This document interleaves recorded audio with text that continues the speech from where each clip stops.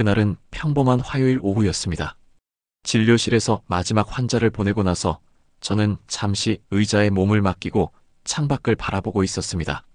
가을 하늘이 유난히 높고 푸르렀던 그날, 간호사가 들어와 말했습니다. 선생님, 3개월 전에 수술 받으신 김 환자분이 오셨는데요. 검사 결과가 나왔답니다. 제 손에 들린 그 검사지를 보는 순간 저는 숨이 멎는 듯 했습니다. 분명히 수술이 성공적이었고 항암 치료도 잘 견뎌내셨던 분이었는데 암이 다시 돌아온 것입니다. 그것도 이전보다 더 악성으로 더 빠르게 퍼져나가고 있었습니다. 환자분과 보호자들의 절망적인 표정을 마주하며 저는 그동안 제가 해온 치료가 과연 옳은 것이었나 하는 회의감에 빠졌습니다. 수술, 항암, 방사선. 이 모든 현대의학의 무기들이 정말 최선의 치료법일까요? 아니면 우리가 놓치고 있는 더 근본적인 해답이 있는 것은 아닐까요? 그날 밤 저는 잠을 이루지 못했습니다. 50년간 수천 명의 암 환자들을 치료해오면서 언제나 느끼는 무력감이었습니다. 과연 우리는 암과의 전쟁에서 이기고 있는 것일까요? 아니면 단지 시간을 조금 더 벌어주는 것에 불과한 것일까요? 저는 이승만입니다. 올해로 85세가 된 종양내과 전문의입니다. 서울대학교 의과대학을 졸업하고 미국 하버드 의과대학에서 종양학을 전공했습니다. 50년간 수천 명의 암 환자들을 치료해오며 의학의 한계와 가능성을 동시에 목격해왔습니다. 그리고 오늘 여러분께 그동안 제가 발견한 놀라운 진실을 말씀드리려 합니다. 혹시 여러분도 이런 생각을 해보신 적 있으신가요? 왜 같은 암에 걸려도 어떤 사람은 빨리 회복되고 어떤 사람은 그렇지 못할까? 왜 어떤 가족은 대대로 암에 걸리고 어떤 가족은 건강하게 장수할까? 왜 어떤 환자는 마지막까지 희망을 잃지 않고 어떤 환자는 쉽게 포기해버릴까? 이런 의문들을 품고 살아가던 중 저는 우연히 제 고향 할머니의 이야기를 듣게 되었습니다. 경상북도 안동에서 96세까지 살아계셨던 할머니는 평생 병원 한번 가본 적이 없으셨다고 합니다. 감기 한번 걸리지 않으시고 치매도 없으셨고 마지막까지 정정하게 지내시다가 잠들듯 돌아가셨다고 합니다. 그런데 놀랍게도 할머니 댁 냉장고에는 늘 똑같은 음식들이 가득했다는 것입니다. 시골이라 특별한 음식이 있는 것도 아니었는데 할머니만의 독특한 식단이 있으셨다는 겁니다. 그 음식들이 무엇이었는지, 그리고 그것들이 어떻게 암을 예방하고 치료하는데 도움이 되는지 오늘 이 시간을 통해 하나도 빠짐없이 공개하겠습니다.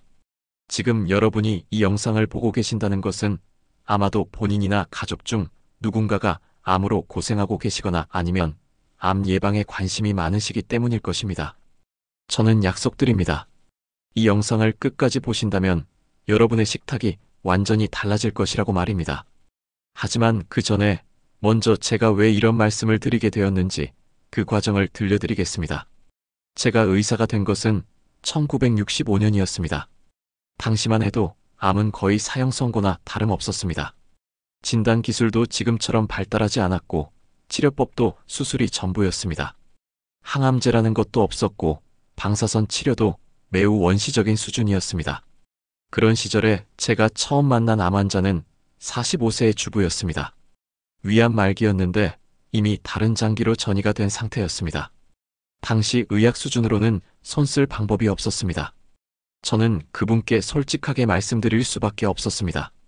죄송합니다. 더 이상 해드릴 수 있는 것이 없습니다. 하지만 그분은 포기하지 않으셨습니다. 선생님, 저는 아직 어린 아이들이 있어요. 어떤 방법이든 시도해보고 싶어요. 그때부터 저는 기존의 치료법 외에 다른 가능성들을 찾기 시작했습니다. 그 과정에서 저는 놀라운 사실들을 발견하게 되었습니다. 같은 병원에서 같은 치료를 받아도 결과가 완전히 다른 환자들이 있다는 것입니다. 어떤 환자는 예상보다 훨씬 빨리 회복되고 어떤 환자는 예상보다 훨씬 빨리 악화되었습니다. 처음에는 단순히 개인차라고 생각했습니다. 나이, 체력, 병의 진행 정도 등이 다르니까 당연한 것이라고 여겼습니다.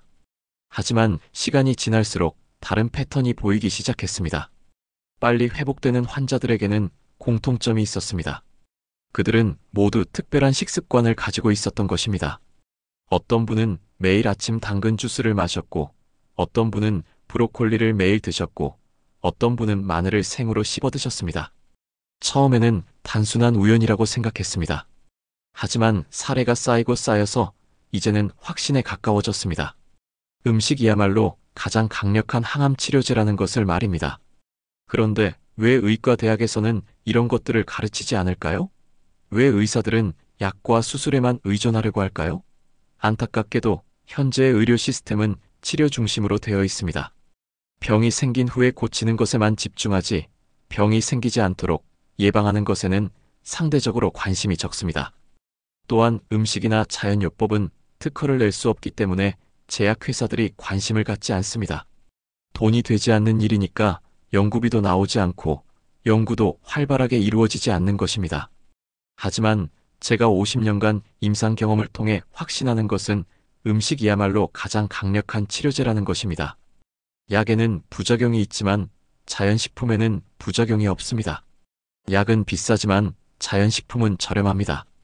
약은 의존성을 만들지만 자연식품은 몸의 자연 치유력을 키워줍니다. 암세포는 왜 생기는 걸까요? 매일 우리 몸에서는 약 3천억 개의 세포가 죽고 새로 태어납니다. 이 과정에서 때때로 오류가 생기는데 바로 이것이 암의 시작입니다. DNA가 손상되거나 세포 분열 과정에서 실수가 생기거나 환경 독소에 노출되거나 이런 다양한 원인들로 인해 정상 세포가 암세포로 변하게 됩니다. 하지만 놀랍게도 우리 몸에는 이런 비정상 세포를 찾아내어 제거하는 놀라운 시스템이 있습니다. 바로 면역 시스템입니다. NK세포, 자연살해세포, T세포, B세포 등이 24시간 내내 우리 몸을 순찰하면서 이상한 세포들을 찾아내어 제거합니다. 실제로 건강한 사람의 몸에서도 매일 수천 개의 암세포가 생겨나지만 면역 시스템이 이를 즉시 제거하기 때문에 암으로 발전하지 않습니다. 문제는 면역 시스템이 약해졌을 때입니다. 그런데 현대인들의 면역 시스템이 점점 약해지고 있습니다. 스트레스, 환경오염, 가공식품, 불규칙한 생활, 운동 부족, 수면 부족. 이 모든 것들이 우리 몸의 자연 치유력을 약화시키고 있는 것입니다. 특히 현대인들의 식습관은 심각한 문제가 있습니다. 가공식품, 인스턴트 식품, 패스트푸드. 이런 음식들은 몸에 필요한 영양소는 부족하고 해로운 첨가물은 가득합니다. 설탕, 트랜스지방, 인공감미료, 방부제, 색소. 이런 것들이 우리 몸의 세포를 손상시키고 면역력을 떨어뜨립니다. 하지만 절망하지 마세요. 자연은 우리에게 이미 완벽한 해답을 제공하고 있습니다. 바로 우리가 매일 먹는 음식 속에 말입니다. 지구상에는 수만 종의 식물이 있고 그 각각은 독특한 화학 성분을 가지고 있습니다. 이런 성분들을 식물 영양소 PHYTONUTRIENTS라고 부르는데 이들은 식물이 자신을 보호하기 위해 만들어낸 천연 방어 물질들입니다. 예를 들어 토마토의 빨간색을 만드는 라이코펜은 토마토가 자외선으로부터 자신을 보호하기 위해 만든 물질입니다. 블루베리의 파란색을 만드는 안토시아닌은 블루베리가 산화 스트레스로부터 자신을 지키기 위해 만든 물질입니다. 놀랍게도 이런 식물 영양소들이 우리 인간에게도 똑같은 보호 효과를 제공합니다. 토마토를 먹으면 라이코펜이 우리 몸의 세포를 자외선과 산화 스트레스로부터 보호해줍니다. 블루베리를 먹으면 안토시아닌이 우리 뇌세포와 혈관을 보호해줍니다. 이것이 바로 제가 발견한 놀라운 비밀입니다. 자연이 이미 우리에게 완벽한 약을 제공하고 있다는 것입니다. 우리는 단지 그것을 올바르게 활용하는 방법을 알면 됩니다. 50년간 암 환자들을 치료하면서 저는 한 가지 놀라운 사실을 발견했습니다. 같은 치료를 받아도 유독 빨리 회복되는 환자들이 있었는데 이분들의 공통점을 조사해보니 모두 특정한 음식들을 꾸준히 드시고 계셨다는 것입니다. 그 중에서도 가장 인상 깊었던 사례는 78세의 박영수 할아버지였습니다. 폐암 3기 진단을 받으신 후 항암 치료를 받으셨는데 부작용이 너무 심해서 더 이상 치료를 받을 수 없는 상황이었습니다. 당시 의학 수준으로는 더 이상 해드릴 수 있는 것이 없었습니다. 그런데 6개월 후 정기검사에서 놀라운 일이 일어났습니다. 암의 크기가 절반으로 줄어든 것입니다. 처음에는 오진이라고 생각했습니다. 하지만 여러 번 재검사를 해봐도 결과는 같았습니다. 저는 할아버지께 물어봤습니다. 무엇을 특별히 하셨나요? 할아버지의 대답은 의외였습니다. 특별한 건 없고요. 그냥 마누라가 해주는 대로 먹었을 뿐입니다. 할아버지 부인을 따로 만나서 이야기를 들어보니 할아버지가 암 진단을 받은 후 식단을 완전히 바꾸셨다는 것입니다. 매일 아침 브로콜리와 당근을 갈아서 주스로 드셨고, 점심에는 토마토 요리를, 저녁에는 마늘과 양파가 들어간 요리를 드셨다는 것입니다. 그때부터 저는 음식의 치료 효과에 대해 본격적으로 연구하기 시작했습니다. 의학 문헌을 뒤지고 해외 연구 결과들을 찾아보고 전 세계의 장수 지역들을 조사했습니다. 그 결과 놀라운 사실들을 발견했습니다. 지중해 지역 사람들이 심장병과 암 발병률이 낮은 이유는 올리브 오일과 토마토를 많이 먹기 때문이었습니다. 일본 오키나와 사람들이 장수하는 이유는 고구마와 해조류를 많이 먹기 때문이었습니다. 인도 사람들의 대장암 발병률이 낮은 이유는 강황 터메릭을 많이 먹기 때문이었습니다. 각 지역마다 특별한 장수 식품들이 있었고, 그 식품들에는 모두 강력한 항암 성분들이 들어 있었습니다. 그리고 그런 식품들을 꾸준히 먹는 사람들은 암 발병률이 현저히 낮았습니다. 이런 연구 결과들을 바탕으로 저는 제 환자들에게 음식을 통한 치료법을 권하기 시작했습니다. 처음에는 다른 의사들이 저를 이상하게 봤습니다. 음식으로 암을 치료한다고? 그런 비과학적인 소리를 의사가 어떻게 할 수 있느냐? 하지만 결과는 스스로 증명했습니다. 제가 권한 식단을 따른 환자들의 회복 속도가 눈에 띄게 빨라졌습니다. 재발률도 낮아졌고 삶의 질도 크게 개선되었습니다. 물론 모든 환자가 완치되는 것은 아닙니다. 암은 여전히 무서운 병입니다. 하지만 적어도 환자들이 희망을 잃지 않고 적극적으로 치료에 참여할 수 있게 되었습니다. 그리고 무엇보다 부작용 없이 몸의 자연 치유력을 키울 수 있게 되었습니다. 이제 제가 오늘 소개해드릴 7가지 음식에 대해 자세히 말씀드리겠습니다. 이 음식들은 모두 과학적으로 항암 효과가 입증된 것들입니다. 하지만 중요한 것은 단순히 먹기만 하면 되는 것이 아니라 올바른 방법으로 섭취해야 한다는 점입니다. 첫 번째 기적의 음식 브로콜리. 브로콜리는 십자화과 채소의 대표주자입니다. 십자화과에는 브로콜리 외에도 양배추, 콜리플라워, 방울양배추, 케일무, 배추 등이 있습니다. 이들 채소의 공통점은 글루코시놀레이트라는 성분을 함유하고 있다는 것입니다. 글루코시놀레이트는 그 자체로는 항암 효과가 없습니다. 하지만 우리가 이 채소들을 씻거나 썰면 미로시나아제라는 효소가 작용해서 글루코시놀레이트를 설포라판이라는 강력한 항암 물질로 바뀝니다. 설포라판은 여러 가지 방법으로 암세포를 공격합니다. 첫째, 암세포의 증식을 억제합니다. 둘째, 암세포의 자살세포 자멸사를 유도합니다. 셋째, 암세포가 다른 조직으로 침투하거나 전이하는 것을 막습니다. 넷째, 새로운 혈관이 생성되는 것을 막아서 암세포의 영양 공급을 차단합니다. 또한 설포라판은 우리 몸의 해독 시스템을 활성화시킵니다. 간에서 독소를 분해하는 효소들의 활동을 촉진시켜서 발암 물질들이 우리 몸에서 빨리 제거되도록 돕습니다. 얼마 전 제게 찾아온 72세 박순자 할머니의 이야기를 들려드리겠습니다. 할머니는 2년 전 위암 3기 진단을 받으셨습니다. 수술 후 항암 치료를 받으셨지만 몸이 너무 약해져서 더 이상 치료를 받기 어려운 상황이었습니다. 체중도 20kg 가까이 줄었고 거의 물도 제대로 마실 수 없는 상태였습니다. 가족들은 이미 마음의 준비를 하고 있었습니다. 하지만 할머니는 포기하지 않으셨습니다. 선생님, 손자 결혼식은 꼭 보고 싶어요. 무엇이든 해보고 싶습니다. 그때 저는 할머니께 브로콜리를 매일 드시라고 권했습니다. 처음에는 브로콜리 같은 걸로 암이 나으면 의사가 뭐하러 있겠어요? 라고 하시며 반신반의하셨죠. 하지만 할머니는 제 말씀을 믿고 매일 아침 브로콜리를 삶아서 드시기 시작했습니다. 처음에는 변화가 없었습니다.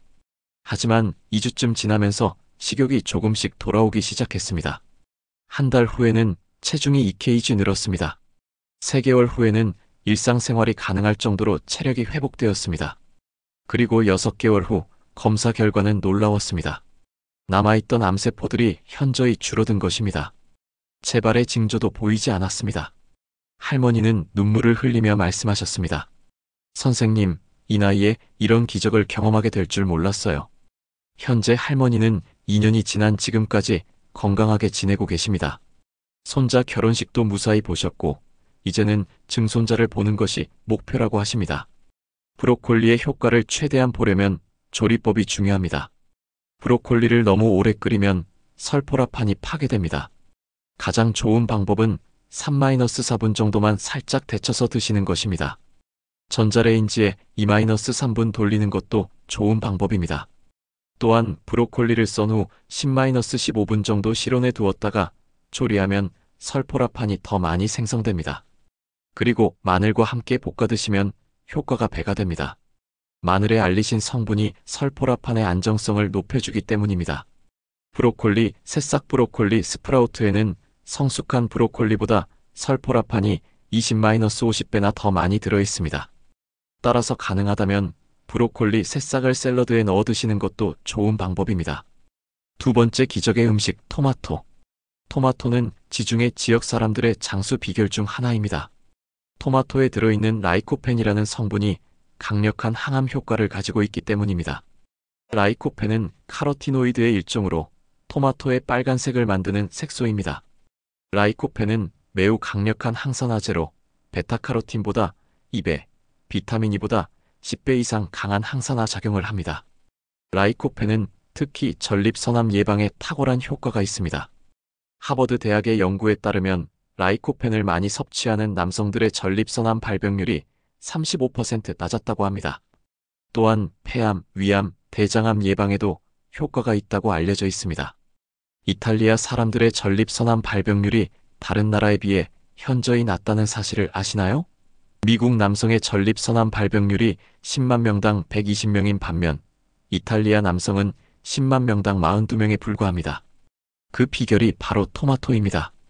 이탈리아 사람들은 토마토를 매우 다양한 형태로 섭취합니다. 토마토 소스, 토마토 페이스트, 토마토 주스. 하루 평균 50-100지의 토마토를 섭취한다고 합니다. 제 환자 중 한 분인 68세 김영수 선생님의 이야기입니다. 전립선암 초기 진단을 받으신 후 수술을 권했지만 선생님은 다른 방법을 원하셨습니다. 선생님, 수술하지 않고도 치료할 수 있는 방법은 없을까요? 저는 선생님께 적극적인 식이요법을 제안했습니다.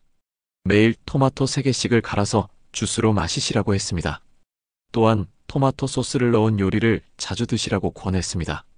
선생님은 매우 성실하게 제 권고를 따르셨습니다. 매일 아침 토마토 주스 300ml를 마시셨고 점심이나 저녁에는 토마토 소스 파스타나 토마토 스튜를 드셨습니다. 6개월 후 첫 번째 추적 검사에서 PSA 전립선 특이 항원 수치가 절반으로 떨어졌습니다.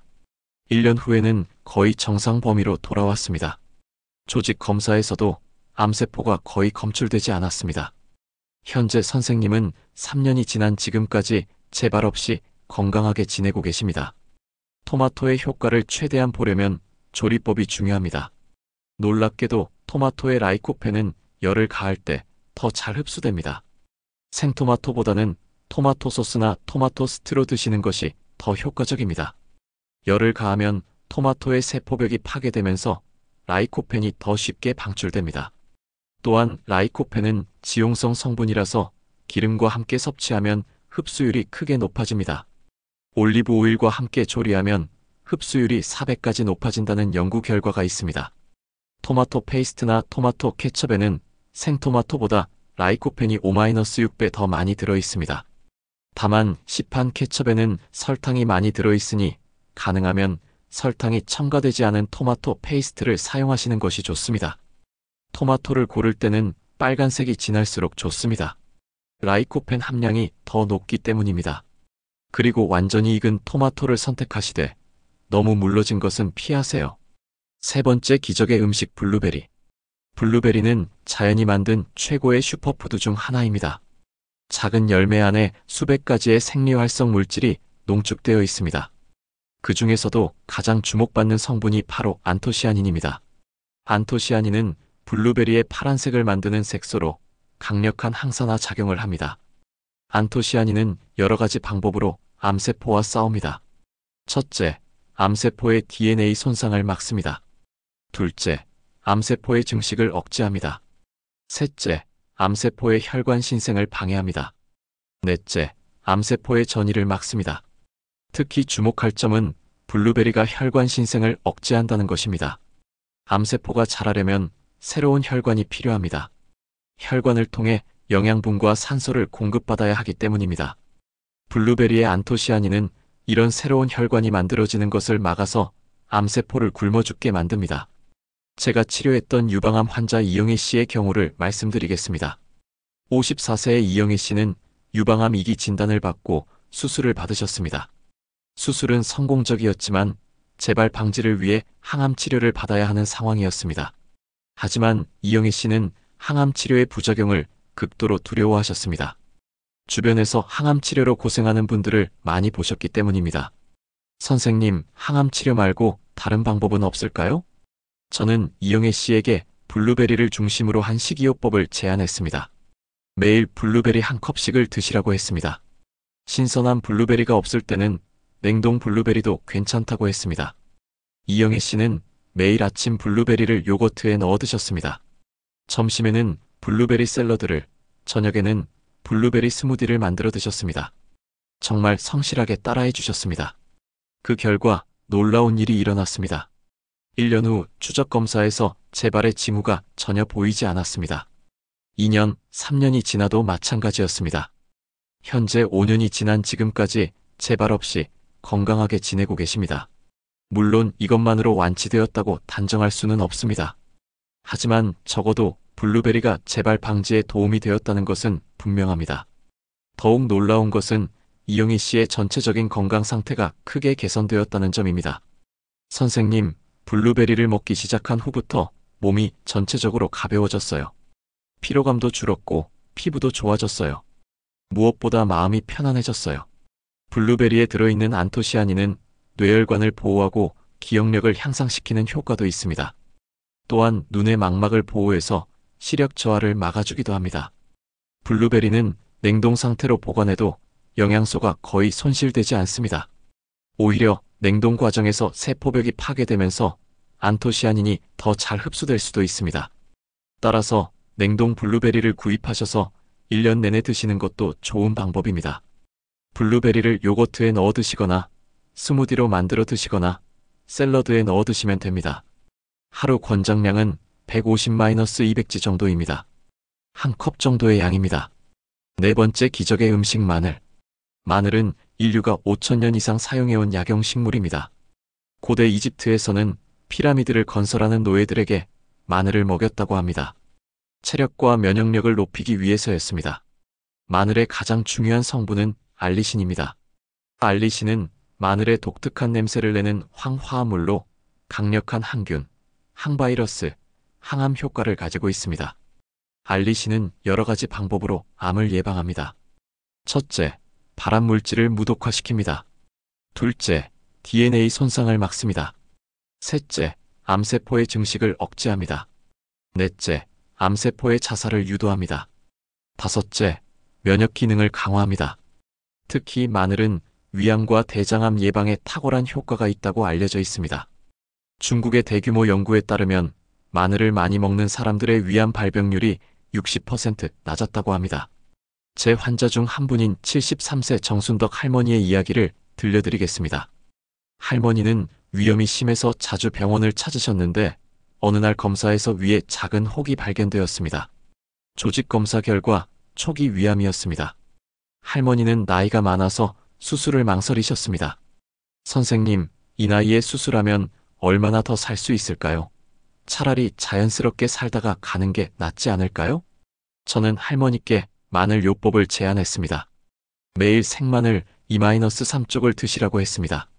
너무 매워서 힘들면 다른 음식과 함께 드시거나 꿀에 재워서 드시라고 했습니다. 할머니는 처음에는 마늘이 너무 매워서 어떻게 먹어요? 라고 하셨지만 암을 이기기 위해서라며 용기를 내셨습니다. 매일 아침 마늘 2쪽을 꿀에 재워서 드시기 시작했습니다. 처음에는 속이 쓰렸지만 점차 적응이 되셨습니다. 그리고 놀라운 일이 일어났습니다. 3개월 후 추적 검사에서 암의 크기가 줄어든 것입니다. 6개월 후에는 거의 보이지 않을 정도로 작아졌습니다. 현재 할머니는 2년이 지난 지금까지 건강하게 지내고 계십니다. 마늘 덕분에 새 생명을 얻었어요 라고 하시며 지금도 매일 마늘을 드시고 계십니다. 하지만 마늘의 효과를 제대로 보려면 올바른 섭취법을 알아야 합니다. 가장 중요한 것은 마늘을 으깨거나 썬 후 10-15분 정도 실온에 두는 것입니다. 이 시간 동안 알리나아제라는 효소가 작용해서 알리신이 최대로 생성됩니다. 마늘을 바로 가열하면 알리나아제가 파괴되어서 알리신이 제대로 만들어지지 않습니다. 따라서 마늘을 다진 후 잠시 기다렸다가 조리하는 것이 중요합니다. 생마늘이 너무 맵다면 구운 마늘을 드셔도 됩니다. 알리신 함량은 줄어들지만 다른 유용한 성분들은 여전히 남아 있습니다. 또한 마늘 우린 물을 마시는 것도 좋은 방법입니다. 마늘을 먹을 때 주의할 점은 과다 섭취하지 않는 것입니다. 하루 2-3쪽 정도가 적당합니다. 너무 많이 먹으면 위장 장애를 일으킬 수 있습니다. 또한 혈액응고를 방해할 수 있으므로 수술 전후나 항응고제를 복용 중인 분들은 주의해야 합니다. 5번째 기적의 음식 당근. 당근은 베타카로틴의 보고입니다. 베타카로틴은 당근의 주황색을 만드는 색소로 체내에서 비타민어로 전환됩니다. 비타민어는 면역 기능에 필수적인 영양소로 결핍되면 감염에 취약해지고 암 발병 위험이 높아집니다. 베타카로틴은 강력한 항산화제로 활성산소로부터 세포를 보호합니다. 특히 폐암 예방에 효과적이라고 알려져 있습니다. 흡연자나 간접 흡연에 노출된 사람들에게 특히 도움이 됩니다. 또한 베타카로틴은 면역세포의 기능을 향상시킵니다. NK세포, T세포 등의 활동을 촉진시켜서 암세포를 더 효과적으로 제거할 수 있게 돕습니다. 제 환자 중 한 분인 66세 박철수 선생님은 40년간 담배를 피우신 분이었습니다. 금연을 시도해봤지만 번번이 실패하셨고 결국 폐암일기 진단을 받게 되었습니다. 다행히 초기 발견이어서 수술로 완전히 제거할 수 있었습니다. 하지만 재발 방지가 중요한 상황이었습니다. 무엇보다 금연이 필수였지만 선생님은 금연에 대한 자신감이 없으셨습니다. 저는 선생님께 당근 주스 요법을 제안했습니다. 매일 아침 당근 2-3개를 갈아서 주스로 드시라고 했습니다. 베타카로틴이 폐 조직을 보호하고 회복을 도울 것이라고 설명했습니다. 선생님은 매일 아침 당근 주스 300ml를 마시기 시작했습니다. 사과나 오렌지를 조금 넣어서 맛을 좋게 만들어 드셨습니다. 그리고 놀랍게도 당근 주스를 마시기 시작한 후부터 담배 생각이 줄어들었다고 하셨습니다. 이상하게 당근 주스를 마시고 나면 담배 맛이 없어져요. 몸이 거부하는 것 같아요. 결국 선생님은 수술 후 3개월 만에 완전히 금연에 성공하셨습니다. 그리고 2년이 지난 지금까지 재발 없이 건강하게 지내고 계십니다. 당근의 베타카로틴은 지용성 비타민이라서 기름과 함께 섭취하면 흡수율이 높아집니다. 당근을 생으로 먹기보다는 기름에 살짝 볶아서 드시거나 당근 주스에 올리브 오일을 한 방울 넣어서 드시면 좋습니다. 당근은 껍질째 드시는 것이 좋습니다. 껍질 부분에 영양소가 많이 들어있기 때문입니다. 다만 농약 잔류물이 걱정된다면 베이킹소다를 푼 물에 담가두었다가 깨끗이 씻어서 드시면 됩니다. 당근 주스를 만들 때는 다른 채소나 과일과 함께 갈아도 좋습니다. 사과, 오렌지, 샐러리, 비트 등을 함께 넣으면 맛도 좋아지고 영양도 더 풍부해집니다. 6번째 기적의 음식 시금치. 시금치는 채소의 왕이라고 불릴 만큼 영양소가 풍부한 채소입니다. 엽산, 철분, 비타민 K, 비타민 어, 비타민 C, 마그네슘 등이 풍부하게 들어 있습니다. 시금치의 가장 주목할 만한 성분은 엽산입니다. 엽산은 DNA 합성과 세포 분열의 필수적인 영양소로 결핍되면 DNA 손상이 일어나기 쉽습니다. 특히 대장암, 유방암, 자궁경 부암 예방에 중요한 역할을 합니다. 또한 시금치에는 루테인과 제아잘틴이라는 카로티노이드가 들어 있습니다. 이들은 강력한 항산화 작용을 하며 특히 눈 건강에 도움이 됩니다. 하지만 최근 연구에서는 이들 성분이 암 예방에도 효과가 있다는 것이 밝혀졌습니다. 시금치의 철분은 조혈 기능을 도와주어서 항암 치료로 약해진 혈액을 회복하는 데 도움이 됩니다. 특히 항암 치료 중인 환자들에게 시금치는 매우 유용한 식품입니다. 제가 치료했던 유방암 환자 김미숙 씨의 경우를 말씀드리겠습니다. 48세의 김미숙 씨는 유방암 수술 후 항암 치료를 받고 있었는데 심한 빈혈로 고생하고 계셨습니다. 헤모글로빈 수치가 8GDL까지 떨어져서 일상생활이 어려운 상황이었습니다. 혈액 수혈을 권했지만 김미숙 씨는 자연적인 방법으로 회복하고 싶어 하셨습니다. 저는 시금치를 중심으로 한 식이요법을 제안했습니다. 매일 시금치 200g씩을 드시라고 했습니다. 생으로 드시기 힘들면 살짝 데쳐서 드시거나 시금치 주스로 만들어 드시라고 했습니다. 또한 비타민C가 풍부한 과일과 함께 드시면 철분 흡수가 더 잘 된다고 설명했습니다. 김미숙 씨는 매일 아침 시금치 주스를 만들어 드셨습니다. 사과와 레몬을 조금 넣어서 맛을 좋게 만들었습니다. 점심에는 시금치 샐러드를, 저녁에는 시금치 나물을 드셨습니다. 2주 후부터 변화가 나타나기 시작했습니다. 피로감이 줄어들고 얼굴에 혈색이 돌기 시작했습니다. 한 달 후 검사에서 헤모글로빈 수치가 10GDL로 올라갔습니다. 2달 후에는 12GDL로 정상 범위에 들어왔습니다. 시금치가 이렇게 좋은 줄 몰랐어요. 이제는 시금치 없으면 밥을 못 먹겠어요 라고 하시며 지금도 꾸준히 드시고 계십니다. 하지만 시금치를 드실 때 주의할 점이 있습니다. 시금치에는 수산 옥살산이 많이 들어있어서 신장 결석이 있으신 분들은 과다 섭취를 피해야 합니다. 또한 수산은 칼슘 흡수를 방해할 수 있으므로 시금치를 드실 때는 칼슘이 풍부한 음식 치즈, 멸치 등과 함께 드시지 않는 것이 좋습니다. 시금치를 데치면 수산 함량을 상당히 줄일 수 있습니다. 끓는 물에 1-2분 정도만 살짝 데쳐서 드시면 됩니다. 너무 오래 데치면 엽산이 파괴되므로 주의하세요. 7번째 기적의 음식 녹차. 녹차는 동양에서 수천 년간 마셔온 전통 음료입니다. 최근 들어 녹차의 항암 효과가 과학적으로 입증되면서 전 세계적으로 주목받고 있습니다. 녹차의 가장 중요한 성분은 카테킨입니다. 그 중에서도 EGCG 에피갈로카테킨 갈레이트가 가장 강력한 항암 효과를 가지고 있습니다. EGCG는 여러 가지 방법으로 암을 예방합니다. 첫째, 강력한 항산화 작용을 합니다.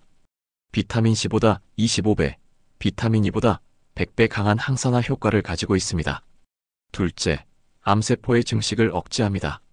셋째, 암세포의 자살을 유도합니다.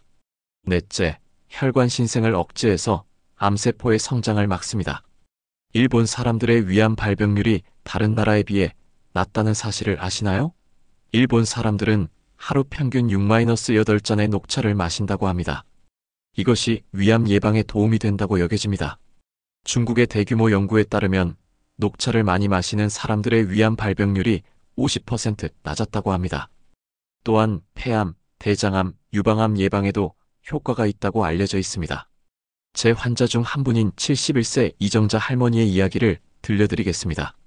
할머니는 위암 초기 진단을 받으신 후 내시경 절제술을 받으셨습니다. 다행히 완전히 제거되었지만 재발 방지가 중요한 상황이었습니다. 저는 할머니께 녹차를 많이 마시라고 권했습니다. 하루에 4-5잔 정도 마시라고 했습니다. 할머니는 원래 커피를 좋아하셨는데 녹차로 바꾸는 것이 쉽지 않으셨습니다. 녹차는 맛이 없어서 마시기 힘들어요 라고 하시길래 꿀이나 레몬을 조금 넣어서 마시라고 했습니다. 또한 차가운 녹차보다는 따뜻한 녹차가 더 효과적이라고 설명했습니다. 할머니는 매일 아침, 점심, 저녁, 그리고 간식 시간에 녹차를 마시기 시작했습니다. 처음에는 어색했지만 점차 녹차의 은은한 맛에 익숙해지셨습니다. 1년 후 추적 검사에서 재발의 징후가 전혀 보이지 않았습니다. 2년, 3년이 지나도 마찬가지였습니다. 현재 할머니는 4년이 지난 지금까지 건강하게 지내고 계십니다. 녹차 덕분에 건강해진 것 같아요. 이제는 하루에 녹차를 안 마시면 뭔가 허전해요라고 하시며 지금도 매일 녹차를 드시고 계십니다. 녹차를 우릴 때는 물 온도가 중요합니다. 너무 뜨거운 물 100도에 우리면 카테킨이 파괴될 수 있습니다. 70-80도 정도의 물에 3-5분간 우리는 것이 가장 좋습니다. 하지만 녹차를 마실 때 주의할 점도 있습니다. 녹차에는 탄닌이라는 성분이 들어있어서 철분 흡수를 방해할 수 있습니다. 따라서 빈혈이 있으신 분들은 식사와 함께 마시지 말고 식사 후 1-2시간 뒤에 마시는 것이 좋습니다. 또한 녹차에는 카페인이 들어있으므로 불면증이 있으신 분들은 저녁에는 피하시는 것이 좋습니다. 임산부나 수유부도 과다 섭취는 피해야 합니다. 이제 이 7가지 음식을 어떻게 조합해서 드시면 되는지 구체적으로 말씀드리겠습니다. 아침 블루베리와 시금치를 넣은 스무디로 시작하세요. 여기에 당근 1개를 갈아 넣으면 더욱 좋습니다. 식후에는 따뜻한 녹차 한 잔을 마시세요. 점심 브로콜리와 당근을 올리브 오일에 마늘과 함께 볶은 요리를 드세요. 토마토 소스를 곁들이면 더욱 효과적입니다. 식후에는 다시 녹차를 마시세요. 저녁 토마토 소스 파스타나 토마토 스튜를 드세요. 여기에 시금치와 마늘을 넣으면 완벽합니다. 식후에는 녹차 대신 허브차를 마시세요. 간식 블루베리나 다른 베리류를 드시면 됩니다. 녹차와 함께 드시면 더욱 좋습니다. 하지만 여기서 가장 중요한 것은 꾸준함입니다. 하루 이틀 먹고 그만두면 아무 소용이 없습니다. 최소 3개월 이상은 꾸준히 드셔야 효과를 볼 수 있습니다. 6개월 정도 지속하면 눈에 띄는 변화를 느끼실 수 있을 것입니다. 또한 이런 음식들만 먹는다고 해서 암이 완치되는 것은 아닙니다. 반드시 전문의와 상담하여 적절한 치료를 받으시면서 보조적으로 이런 음식들을 드시기 바랍니다. 그렇다면 왜 병원에서는 이런 음식들에 대해 적극적으로 알려주지 않을까요? 안타깝게도 현재 의료 시스템은 치료 중심으로 되어 있어서 예방이나 식이요법에 대해서는 상대적으로 관심이 적습니다. 의과대학에서 배우는 과정도 주로 질병의 진단과 치료에 집중되어 있고 영양학이나 예방의학은 상대적으로 비중이 적습니다. 또한 현재의 건강보험 시스템도 치료에 대해서는 보험료를 지급하지만 예방이나 식이요법에 대해서는 보상하지 않습니다. 제약회사들의 입장도 마찬가지입니다. 자연식품은 특허를 낼 수 없기 때문에 수익성이 낮습니다. 따라서 연구비 투자도 적고 의사들에게 홍보할 동기도 부족합니다. 반면 새로운 항암제 개발에는 수십억 달러가 투입되고 성공하면 엄청난 수익을 올릴 수 있습니다. 하지만 저는 50년간의 임상 경험을 통해 확신합니다. 음식이야말로 가장 안전하고 효과적인 치료법이라는 것을 말입니다. 제가 치료했던 환자들 중에서 완치된 분들의 공통점을 살펴보면 모두 식습관을 철저히 바꾸신 분들이었습니다. 67세의 간암 환자 최병철 선생님의 경우를 말씀드리겠습니다. 선생님은 간암 2기 진단을 받으신 후 수술과 항암 치료를 받으셨습니다. 하지만 6개월 후 재발이 되었고 의사들은 더 이상 적극적인 치료가 어렵다고 했습니다. 그때 선생님은 저를 찾아오셔서 말씀하셨습니다. 선생님, 저는 아직 할 일이 많아요. 어떤 방법이든 시도해보고 싶습니다. 저는 선생님께 완전한 식단 개혁을 제안했습니다. 기존에 드시던 모든 음식을 끊고 오직 항암식품들만 드시라고 했습니다. 아침에는 브로콜리, 당근, 시금치 주스를, 점심에는 토마토 요리를, 저녁에는 마늘이 들어간 채소 요리만 드시라고 했습니다. 그리고 하루에 녹차를 6잔 이상 마시라고 했습니다. 선생님은 망설이지 않고 제 권고를 따르셨습니다. 평생 좋아하던 고기, 술, 담배를 모두 끊으셨습니다. 가족들도 함께 식단을 바꿔주셨습니다. 처음 한 달은 힘드셨습니다. 체중도 5kg 정도 빠지셨고 기력도 없으셨습니다. 하지만 2번째 달부터 변화가 나타나기 시작했습니다. 식욕이 돌아오고 기력도 회복되기 시작했습니다. 3개월 후 첫 번째 추적 검사에서 놀라운 결과가 나왔습니다. 암 표지자 수치가 절반으로 떨어진 것입니다. 6개월 후에는 거의 정상 범위에 들어왔습니다. 영상 검사에서도 종양의 크기가 현저히 줄어든 것이 확인되었습니다. 현재 선생님은 5년이 지난 지금까지 재발 없이 건강하게 지내고 계십니다. 음식이 이렇게 강력한 약이 될 줄 몰랐어요. 이제는 건강한 음식만 보면 고마워요라고 하시며 지금도 엄격한 식단을 유지하고 계십니다. 반대로 치료에만 의존하고 생활 습관을 바꾸지 않은 분들은 안타깝게도 좋지 않은 결과를 보이는 경우가 많았습니다. 59세의 유방암 환자 김현숙 씨의 경우입니다. 김현숙 씨는 유방암 수술 후 항암 치료를 받으셨고 치료는 성공적이었습니다. 하지만 치료가 끝난 후에도 기존의 식습관을 그대로 유지하셨습니다. 저는 김현숙 씨에게 여러 번 식단 개선을 권했지만 이미 치료도 다 받았는데 굳이 음식까지 가려가며 먹어야 하나요? 라고 하시며 받아들이지 않으셨습니다. 안타깝게도 2년 후 김현숙 씨는 뼈로 전이가 된 상태로 다시 병원을 찾게 되었습니다. 그때서야 후회하시며 식단을 바꾸셨지만 이미 늦은 상황이었습니다. 이런 경험들을 통해 저는 깨달았습니다. 암은 단순히 수술이나 항암 치료만으로 해결될 수 있는 문제가 아니라는 것을 말입니다. 암은 우리 몸 전체의 면역 시스템이 무너졌을 때 생기는 질병입니다. 따라서 근본적인 해결을 위해서는 면역 시스템을 다시 건강하게 만들어야 합니다. 그리고 면역 시스템을 건강하게 만드는 가장 확실한 방법이 바로 올바른 식습관입니다. 우리가 매일 먹는 음식이 우리 몸의 세포를 만들고 면역 세포들의 활동을 좌우합니다. 암 예방과 치료에 도움이 되는 식습관의 기본 원칙들을 정리해 드리겠습니다. 첫째, 가공식품을 피하고 자연식품을 선택하세요. 가공식품에는 방부제, 색소, 인공감미료 등 각종 화학 첨가물이 들어 있습니다. 이런 첨가물들은 우리 몸에 염증을 일으키고 면역 기능을 떨어뜨립니다. 특히 피해야 할 식품들이 있습니다. 햄, 소시지, 베이컨 같은 가공육은 WHO에서 발암물질로 분류했습니다. 탄산음료, 과자, 아이스크림 같은 고당분 식품들도 피해야 합니다.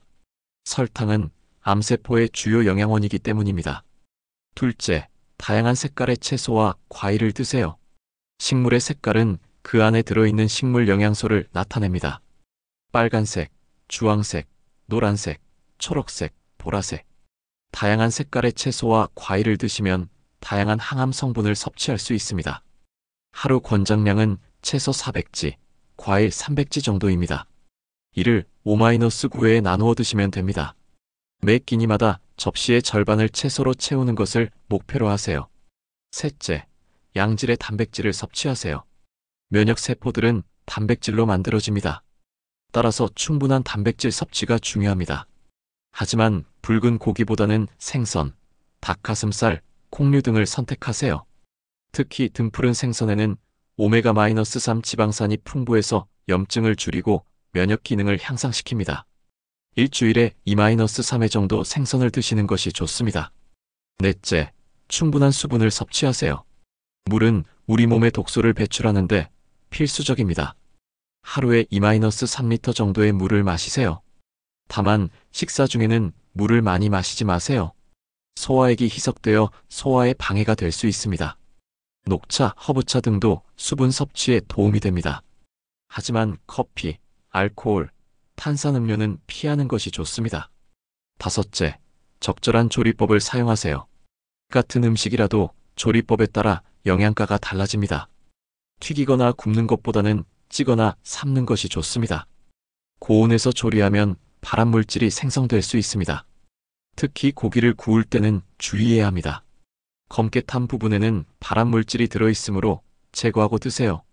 가능하면 저온에서 천천히 조리하는 것이 좋습니다. 여기서 한 가지 더 중요한 것은 식사 시간과 방법입니다. 규칙적인 식사 시간을 지키세요. 우리 몸의 생체 리듬을 유지하는 것이 중요합니다. 아침, 점심, 저녁을 규칙적인 시간에 드시고 야식은 피하세요. 밤늦게 먹는 음식은 소화에 부담을 주고 수면의 질을 떨어뜨립니다. 천천히 꼼꼼히 씹어서 드세요. 충분히 씹으면 소화가 잘 되고 포만감도 빨리 느낄 수 있습니다. 한 입에 최소 30번은 씹으세요. 이렇게 하면 과식도 방지할 수 있습니다. 감사하는 마음으로 드세요. 스트레스는 소화 기능을 떨어뜨리고 면역력을 약화시킵니다. 편안한 마음으로, 감사하는 마음으로 식사하면 같은 음식이라도 몸에 더 좋은 영향을 줍니다. 이제 구체적인 일주일 식단 예시를 들어드리겠습니다. 월요일, 아침 블루베리 시금치 스무디 당근 주스, 점심 브로콜리 마늘 볶음 현미밥 토마토 샐러드, 저녁 토마토 파스타 시금치 수프, 간식 녹차 견과류.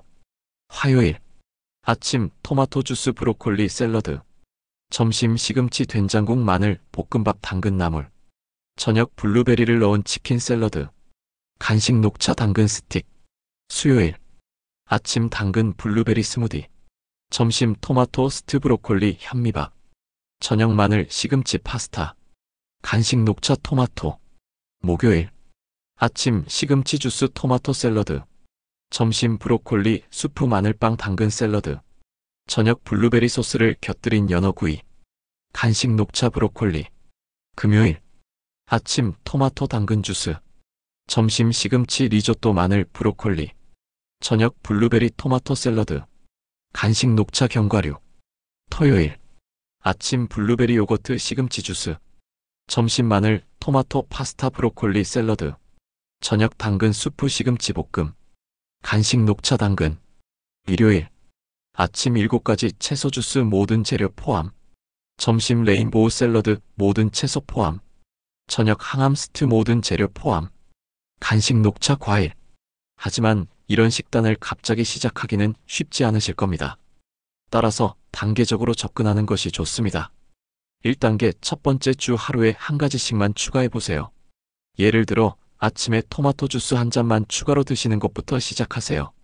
2단계 두 번째 주 2가지 음식을 조합해 보세요. 토마토 주스에 당근을 갈아 넣어서 드셔보세요. 3단계 세 번째 주 3가지 음식을 조합해 보세요. 브로콜리, 토마토, 마늘을 함께 볶아서 드셔보세요. 4단계 네 번째 주 4가지 이상의 음식을 조합하여 완전한 항암 식단을 만들어 보세요. 이렇게 점진적으로 접근하면 몸도 적응하기 쉽고 지속하기도 쉽습니다. 또한 이런 식단을 지속하는 데 도움이 되는 몇 가지 팁을 알려드리겠습니다. 첫째, 미리 준비하세요. 주말에 일주일치 채소를 씻어서 보관해 두세요. 당근, 브로콜리 등을 미리 썰어서 냉장고에 보관하면 바쁜 평일에도 쉽게 요리할 수 있습니다. 둘째, 가족과 함께 하세요. 혼자서 식단을 바꾸기는 어렵습니다. 가족들에게 이유를 설명하고 함께 건강한 식단을 실천해 보세요. 서로 격려하고 도우면 더 쉽게 지속할 수 있습니다. 셋째, 다양하게 조리하세요. 같은 재료라도 조리법을 다양하게 바꾸면 질리지 않습니다. 브로콜리도 볶음, 수프, 샐러드, 주스 등 다양한 방법으로 요리할 수 있습니다. 넷째, 외식할 때도 원칙을 지키세요. 외식을 할 때도 가능한 한 건강한 메뉴를 선택하세요. 샐러드바가 있는 레스토랑을 이용하거나 채소가 많이 들어간 요리를 주문하세요. 다섯째, 완벽하지 않아도 괜찮습니다. 가끔 원칙을 어기더라도 자책하지 마세요. 80% 정도만 지켜도 충분한 효과를 볼 수 있습니다. 중요한 것은 포기하지 않고 계속 노력하는 것입니다. 여러분, 암은 무서운 병이 아닙니다. 올바른 식습관과 생활습관만 유지해도 충분히 예방하고 이겨낼 수 있는 병입니다. 저 역시 85세의 나이에도 건강하게 지낼 수 있는 것은 이런 음식들을 꾸준히 드시고 있기 때문입니다.